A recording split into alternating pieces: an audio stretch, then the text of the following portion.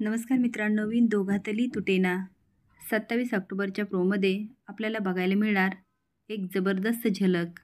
समर सोनंदीचं लग्न असतं, त्यासोबत रोहन आणि आदिराचं.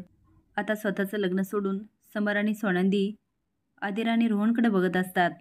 गुरुजी रोहन आणि आदिराला म्हणतात, सप्तपदीसाठी एकमेकाचा हातात हात घ्या.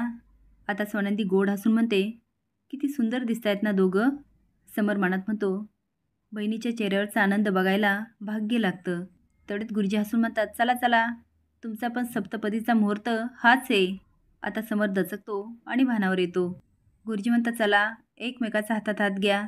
सोनंदी हात पुढे करते, पण समर तिच्या हाताकडे बघतो आणि नंतर स्वतःच्या हातावर सॅनिटायझर मारतो आणि सोनंदीकडे बघतो. ती रागाने त्याच्याकडे बघत असते.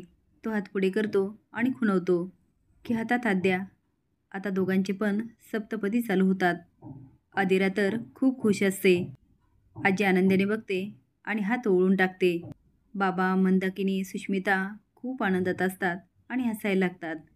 मलिका अंशुमनकडे बघते, अंशुमन मलिकाकडे बघतो. अखेर आनंदात दोघांचेही लग्न पार पडतात. समर सोनंदी गाडीत बसतात. समर म्हणतो, एसी लावा. आता खिडक्याच्या सगळ्या काचा बंद होतात. सोनंदी बघते आणि पटकन काच खाली करते आणि म्हणते, मला नाही चालत एसी. पण समर म्हणतो, मला लागतो एसी.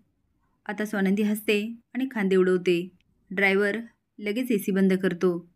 अखेर दोघं रूमच्या दारात येतात आणि सोनंदीच्या नाकात ओळवतं. आत येऊन बघतात तर सुहाग रात्रीची छान तयारी केलेली असते. घरभर सगळं डेकोरेशन असतं.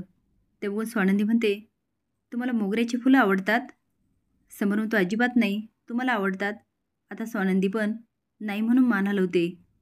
समर म्हणतो, चला एकतरी गोष्टीवर एकमत झालं. आता दोघं पण खळखळून हसायला लागतात. आता दोघं पण जातात आणि बेडवर बसतात. अचानक एकमेकडे बघतात आणि सोनंदी उठते. ती आता पटकन बाजूला जाते. आरशात बघत म्हणते, लग्न झालं, मंत्रोपचार झाले.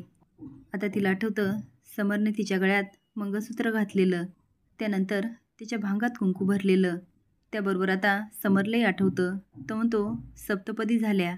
सोनंदी हार काढत म्हणते, सगळं सगळ्यांच्या मनासारखं झालं. आता दोघांनाही आठवतं आदिरा आणि रोहननी एकमेकाला मिठी मारलेली.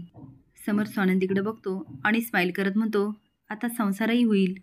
सोनंदी मंगळसूत्राकडे बघत म्हणते, ठरवून लग्न होतं. समर म्हणतो, पण प्रेम? त्याच वेळेस सोनंदी पण मनात म्हणते, पण प्रेम ठरवून होतं का? पण समर तिच्या मागे असतो आणि तिच्याकडे बघत असतो आणि सोनंदी मंगळसूत्राकडे बघत असते. तर तुम्हाला काय वाटतं, खरंच ठरवून प्रेम होतं का? हे कमेंट बॉक्समध्ये नक्की सांगा. नवीन अपडेट जाण्यासाठी लाईक आणि सबस्क्राईब करा. धन्यवाद.